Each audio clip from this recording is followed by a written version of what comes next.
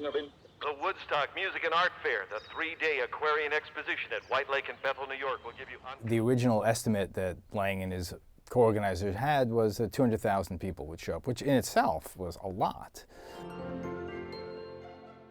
And of course, by the end of that weekend, that number, 200,000, tripled.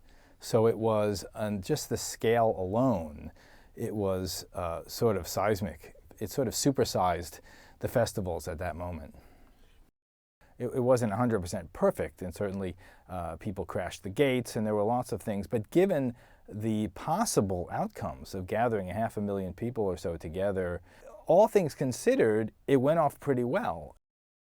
I don't know if I can address change the world. I know that over the years, I've looked back at Woodstock '69 and been very proud of my generation.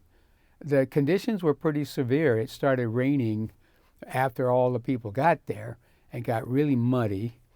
And remember, these are all basically young people, kids. 500,000 people and not one umbrella, you know.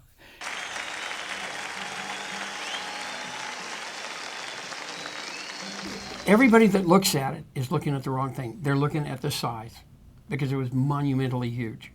And they go, wow, so big, which is not where the truth is.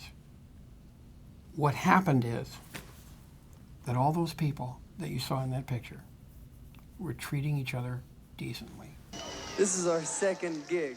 This is the second time we've ever played in front of people, man. We're scared shitless.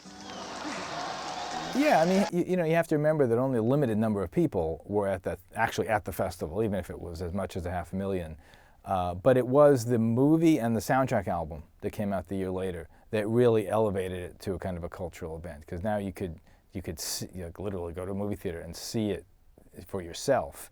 And the album, the movie was a huge hit at the box office. The album, which was a triple record and had a list price of $15, which was a lot of money back then, that was the #1 album in the country for 4 weeks. And those things really cemented the legacy